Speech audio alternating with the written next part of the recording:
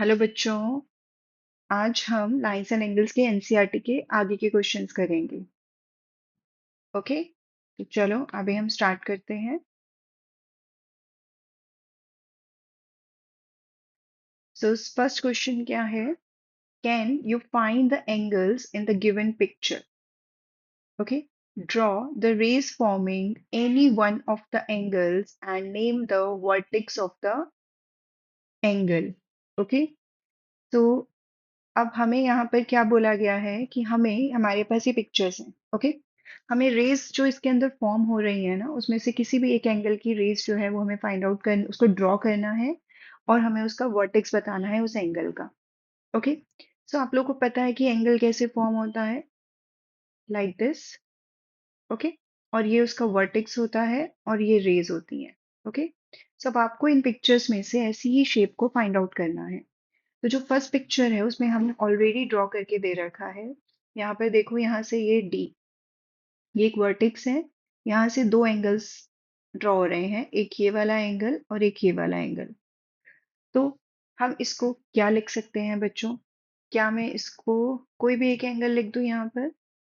B D सी, और हमारे पास एक और एंगल बन रहा है ए डी बी। ओके बच्चों, अब यहाँ से एक क्वेश्चन और अराइज होता है कि क्या मैं इसको सिर्फ एंगल डी नहीं लिख सकती? ओके, क्या मैं इसको ए डी सी नहीं लिख सकती? सी, आप इसको ए डी सी तो लिख सकते हो। ओके, बट आप इसको एंगल डी नहीं लिख सकते। ओके, बिकॉज एंगल डी पर अगर आपको कोई बोले एंगल डी, तो आप कौन सा एंगल इमेजिन करोगे?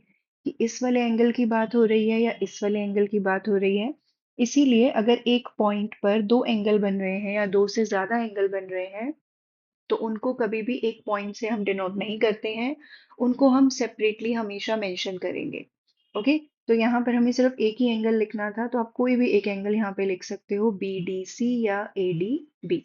ओके, अब नेक्स्ट पिक्चर है हमारी ये वाली। यहाँ पर बहुत सारे हम एंगल्स बना सकते हैं। अगर मैं ये वाला रे ले लूँ और एक रे में अगर यहाँ से ले लूँ, ओके, तो ये क्या है? वर्टेक्स है। इसको मैं क्या नेम दे सकती हूँ? सपोज ये है ओ, ये है ए और ये है बी।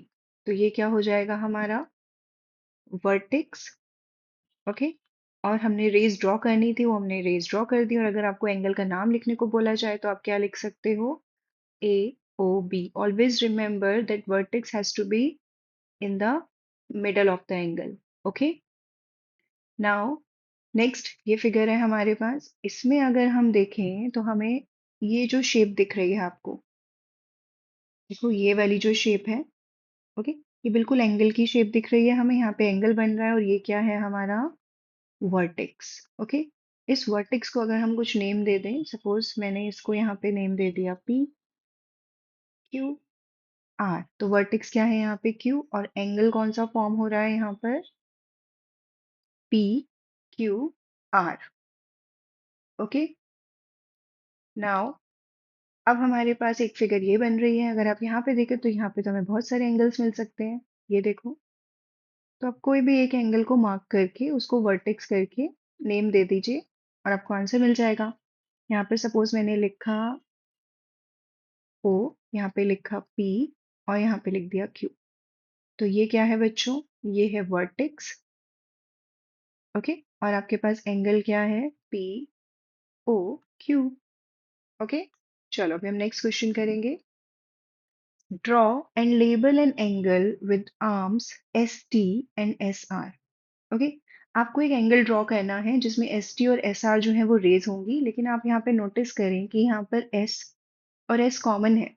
इसका मतलब आपका जो वर्टेक्स है वो यहाँ पर क्या है? एस। ओके, तो अब हम यहाँ पे एक लाइन ड्रॉ करते हैं। एस टी और एस आर हमें रेज ड्रॉ करनी है। ओके, ओके, और एक रे हम यहाँ से ड्रॉ करेंगे। नाउ इस वाले वर्टेक्स को हम क्या देंगे? एस, और टी और आर कहीं भी लिख सकते हैं आप। यहाँ मैंने लिख दिया टी और ये हो गया R. Okay, now explain why A P C can not be labelled as P. अभी मैंने आप लोगों को बताया था कि इस पी पर दो एंगल बन रहे हैं। आप सिंपली इसको P सिर्फ तब लिख सकते हैं जब इट इज लाइक दिस। अगर ये A है, ये P है और ये C है, देन आप इसको सिर्फ एंगल P से डिनोट कर सकते हैं। लेकिन अभी हम इसको एंगल P नहीं लिख सकते बिकॉज APC में हमारे यहाँ पे एक से ज्यादा एंगल है। ओके, तो हम इसको क्या लिख सकते हैं? हम APB लिख सकते हैं। ओके, CPB लिख सकते हैं। बट आप इसको सिर्फ और सिर्फ एंगल P नहीं लिख सकते because there are more than one angle. Okay, the reason should be that there are more than one angle, so it cannot be labeled as angle P. Okay बच्चों, तो ये इसका आंसर है। Next, name the angles marked in the given figure. Okay, तो ये marked angles देखो, यहाँ पे ये जो एरो है ये ऐसे जा रहा है, तो ये वाला एंगल सिर्फ एरो यहाँ पे स्टॉप हो रहा है। इसका मतलब एक एंगल है हमारे पास आर टी क्यू, और जो दूसरा एरो है वो इसी रे से स्टार्ट होके यहाँ पर एंड हो रहा है। इसका मतलब नेक्स्ट एंगल है हमारा आर टी पी। ओके बच्चों, next, mark any 3 points on your paper that are not on one line. Label them A, B, C and draw all possible lines going through pairs of these points. Okay, and how many lines do you get? Name them. How many angles can you name using A, B, C and write them down and mark each of them with a curve. Okay, step by step हम इसको solve करते हैं। पहले हमें क्या बोला गया है? Mark any 3 points on your paper that are not on one line. Okay, तो सपोज मैंने यहाँ पर ये 3 पॉइंट्स मार्क किए, एक ये पॉइंट, एक इधर एंड एक इधर। Okay, and now label them A B C. तो suppose this is A, this is B and this is C. Now draw all possible lines going through pairs of these points. Okay? तो बच्चों आपको यहाँ से line draw करनी है जो इन दोनों को क्रॉस करेगी, इन दोनों से पास होगी। ओके, तो वो लाइन हम यहाँ पे ड्रॉ करेंगे। Okay, it will be like this. Let me rub this first. सही नहीं बनी है, इसको दोबारा बनाते हैं हम। ओके, नाउ इसको ज्वाइन करना है हमें। ओके, ऐसे एक लाइन मिल गई हमें। अब हमें ज्वाइन करना है AC को। ओके बच्चों, ऑब्वियस है आप लोग स्केल से करना है इसको। Then now BC। ओके, अब आगे क्या लिखा है? How many lines do you get? We get how many lines? We get 3 lines. Okay, now name them. अब हम नेम करेंगे तो हमारे पास नेमिंग क्या होगी? AB, बिकॉज लाइन है बच्चों तो ऊपर हम इस तरीके से लिखेंगे AB BC। आप AC भी लिख सकते हैं और CA भी लिख सकते हैं। Now how many angles can you name using ABC? सी, एक एंगल हमें ये मिल रहा है, इसको हम ऐसे कर्व से ऐसे शो कर सकते हैं। एक एंगल ये है और एक एंगल बच्चों ये है। Okay, now write them down and mark each of them with a curve. तो एंगल, आप यहाँ पर एंगल ए लिख सकते हो, एंगल बी लिख सकते हो और एंगल सी लिख सकते हो। अब एंगल ए को हम देखो कैसे कैसे लिख सकते हैं।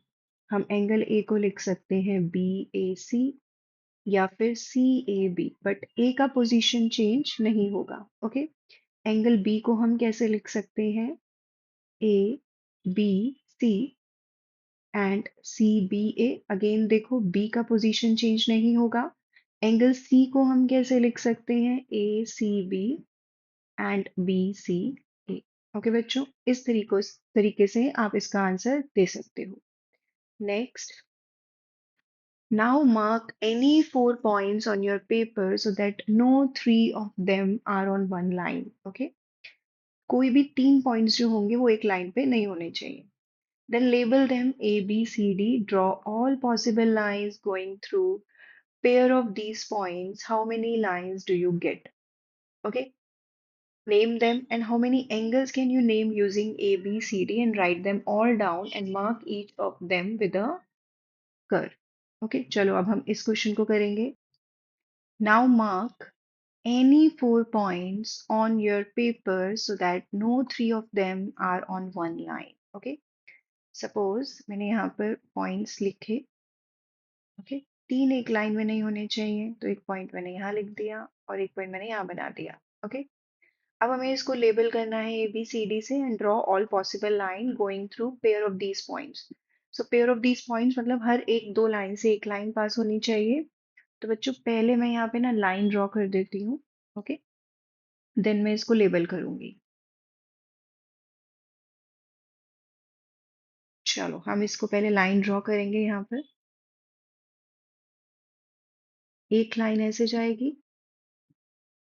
ओके, एक लाइन इन दो पॉइंट से जो पास होगा वो जाएगी. एक लाइन इन दो पॉइंट से पास होगी. ओके, और एक लाइन इन दो पॉइंट से पास होगी. देन अगर आप नोटिस करें, अब मैं इसको लेबल करती हूँ पहले. ओके, ये है A B C and D.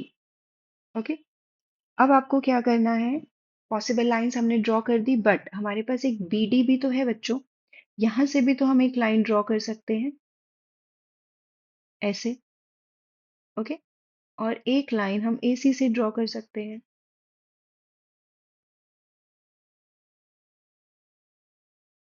Okay, अब हमारे पास कितनी लाइंस हो गई हैं, 6 lines. कितनी लाइंस हो गई हैं, we have 6 lines. Now name them. Name क्या करेंगे हम इसका, देखो, A B, then B C, then C D. Okay, and A D और डी ए दोनों में से आप कुछ भी लिख सकते हैं.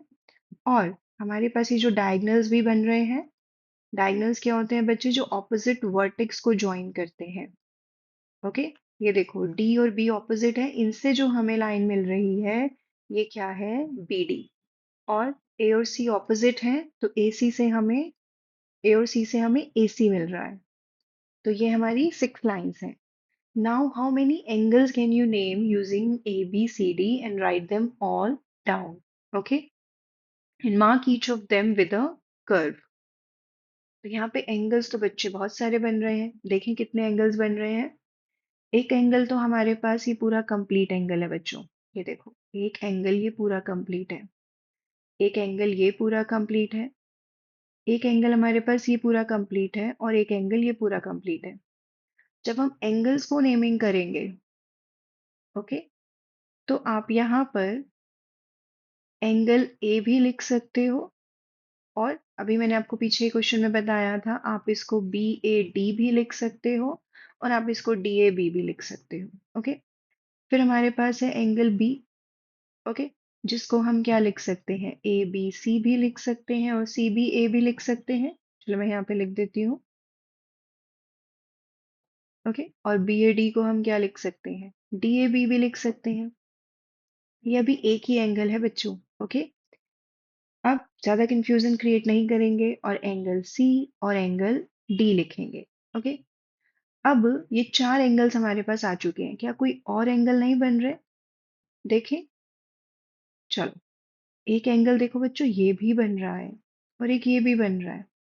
ओके, तो ये वाले एंगल को हम क्या नेमिंग देंगे, इस एंगल को हम क्या लिख सकते हैं, एंगल बी ए सी.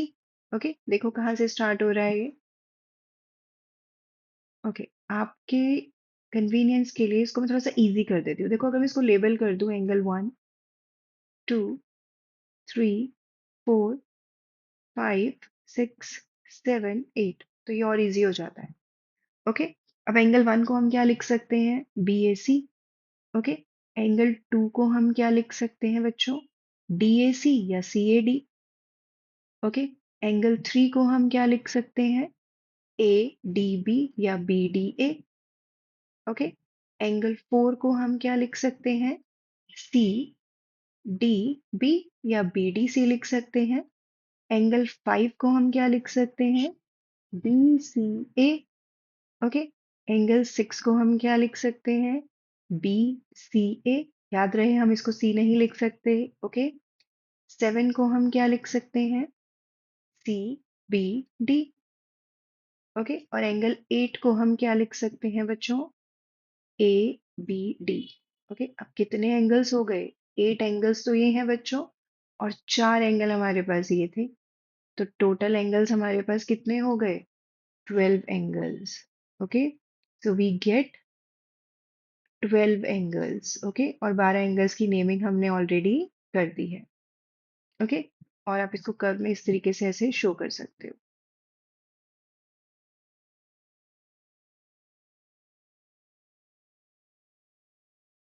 ओके बच्चों, तो ये है इसका आंसर। चलो, अब हम आगे करेंगे। Fold a rectangular sheet of paper and then draw a line along the fold created. Okay.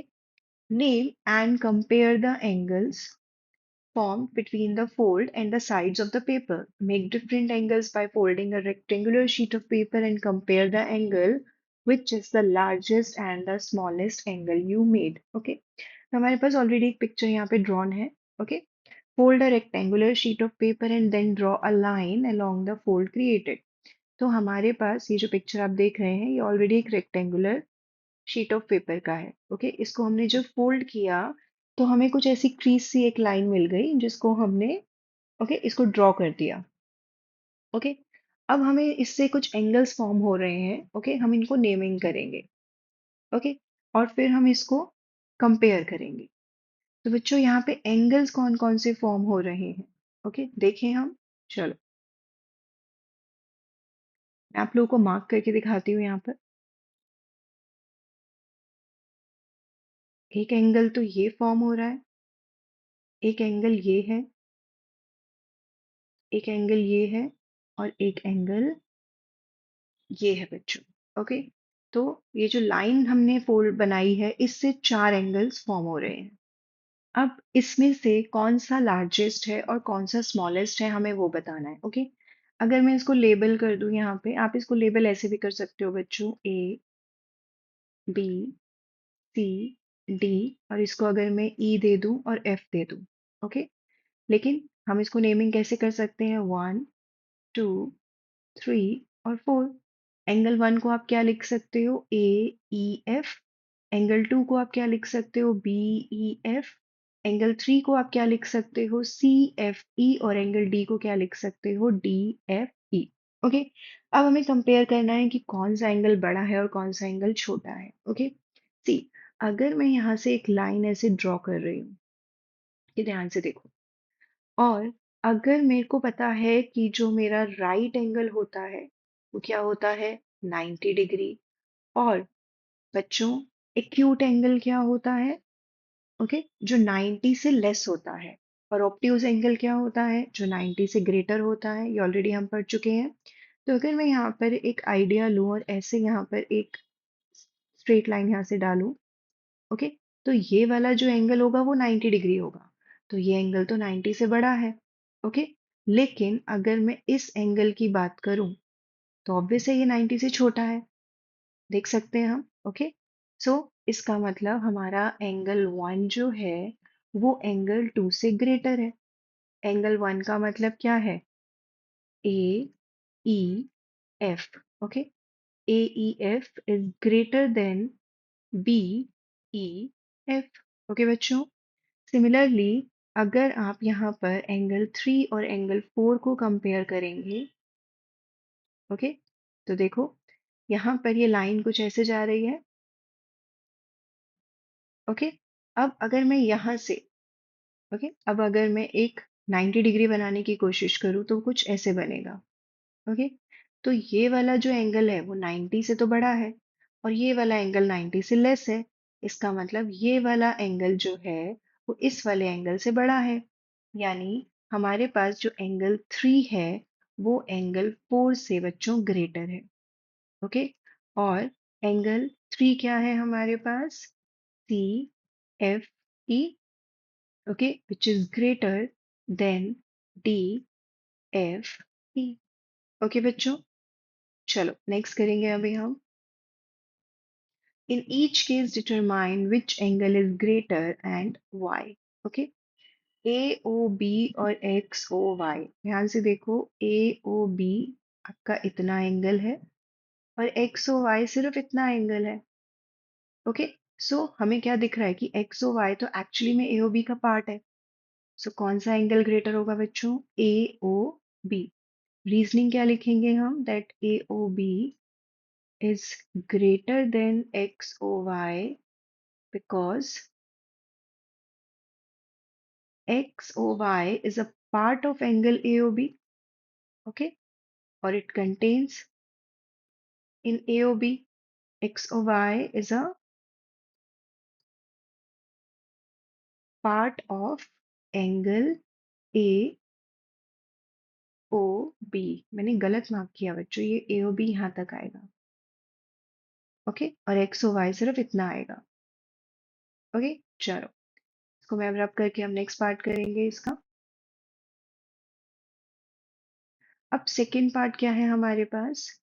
AOB। Okay, तो AOB कितना एंगल है बच्चों? यहाँ तक पूरा। और नेक्स्ट क्या है? XOB। तो XOB हमारा ये है, तो सेम रीजनिंग आएगी। ओके, यहाँ पर भी AOB क्या है बच्चों? XOB से ग्रेटर है। ओके, क्यों ग्रेटर है? बिकॉज XOB क्या है? इसका एक पार्ट है। Okay, XOB is a part of angle AOB। Okay, now अब हमारे को कौन सा पार्ट करना है? थर्ड। ओके, चलो अब हम थर्ड करेंगे। थर्ड क्या है? X O B. ओके, तो एक्स ओ बी क्या है बच्चों? ये है। और एक्स ओ सी क्या है? सेम एंगल है। तो दोनों की रेस क्या है? सेम है। इसका मतलब ये दोनों एंगल्स क्या हुए? इक्वल हुए। X O B equals to XOC because both angles are lie on the same ray. Okay, because both angles lies on the same ray. Okay बच्चों, चलो अब हम नेक्स्ट करेंगे। Which angle is greater? Okay, X O Y और A O B. देखो, अब यहाँ पर एक्स ओ वाई है एंगल ये वाला, और ए ओ बी है एंगल ये वाला। तो अब थोड़ा सा डिफिकल्ट है कि हम कैसे बताएं कि कौन सा एंगल बड़ा होगा। हम यहाँ पे मेजर तो कर नहीं रहे। ओके, बट अगर आप ध्यान से देखें तो जो एक्स ओ वाई एंगल है बच्चों, वो ज्यादा वाइडर ओपन हो रहा है। ओके, और अगर मैं आपको एक और रीजनिंग दूं इसकी, तो देखो, अगर मैं इसको एंगल देती हूँ 1, angle 2, angle 3। Okay, X O Y का मतलब क्या है? Angle 1 plus angle 2। ओके, और ए ओ बी का क्या मतलब है? Angle 2 plus angle 3। इसका मतलब इन दोनों एंगल्स में एंगल 2 तो कॉमन है बच्चों, तो वो तो इक्वल अमाउंट ऑफ एंगल होगा, है ना? मतलब जो उसका साइज ऑफ एंगल होगा वो इक्वल होगा। सो एंगल 1 और एंगल 3 में से जो बड़ा होगा वही डिसाइड करेगा कि कौन सा एंगल बड़ा है। तो आप इतना तो देख ही सकते हो कि एंगल 1 जो है वो एंगल 3 से तो बड़ा ही है। ओके, सो बिकॉज एंगल 1 जो है वो एंगल 3 से यहाँ पे ग्रेटर है, इसीलिए we can say that X O Y is greater than A O B. Okay, or you can also write, okay, and you can also write, since x o y is more wider,